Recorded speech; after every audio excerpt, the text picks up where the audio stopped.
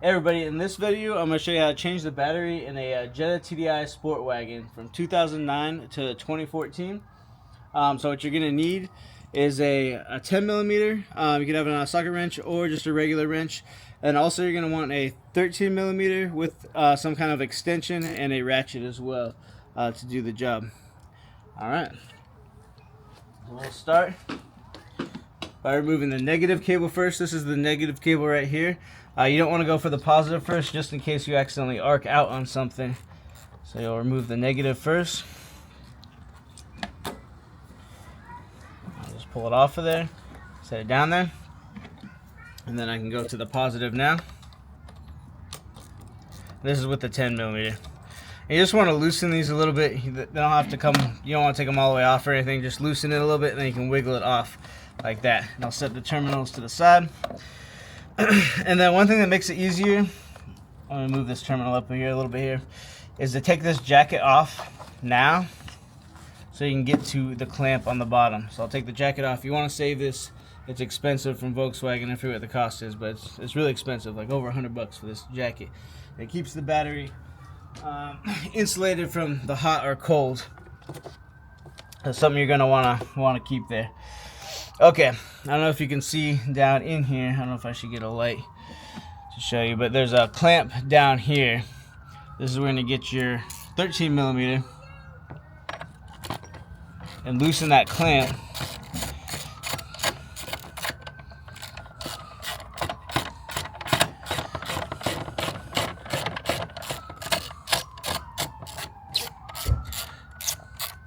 You'll get that loose all the way. Just be careful not to drop the bolt.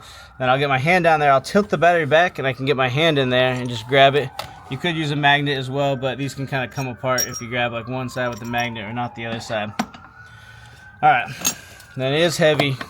I just kind of pull it up on one end there and bring it out like that. We gotta get a new battery. I'll just go back in the same way, kind of just at an angle like this. And it kind of slides into, there's like a kind of like a ledge on the back, so it slides that way and it'll be under the ledge there. And kind of just reverse of how we just removed it. Get that out of the way again. Got my clamp here.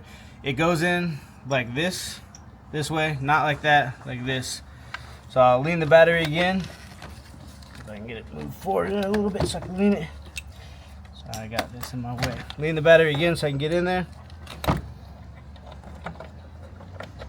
I'll start it by hand, because you don't want to drop this. If you drop it, it'll end up in your belly pan or somewhere difficult to get to. A lot of people will lose them. I can tighten this 13 millimeter back down again here.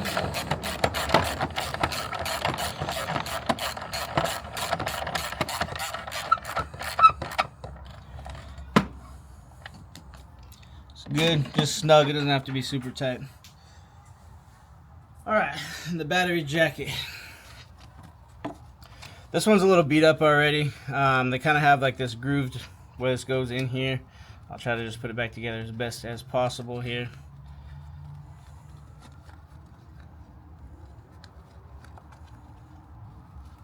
Not like a super robust material or anything. You just want to get your terminals out of the way here. Or your cables, I mean. And just kind of slide the jacket back on.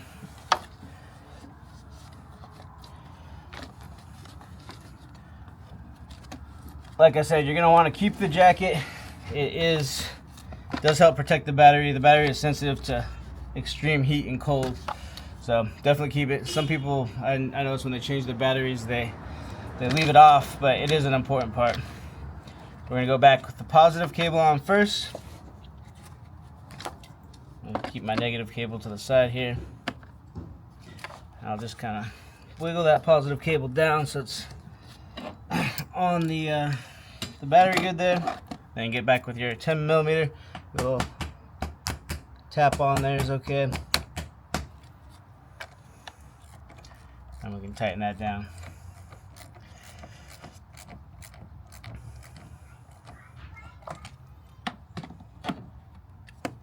And last negative cable goes on there. A little bit of sparking is normal. Just wiggle it on there and tighten that down.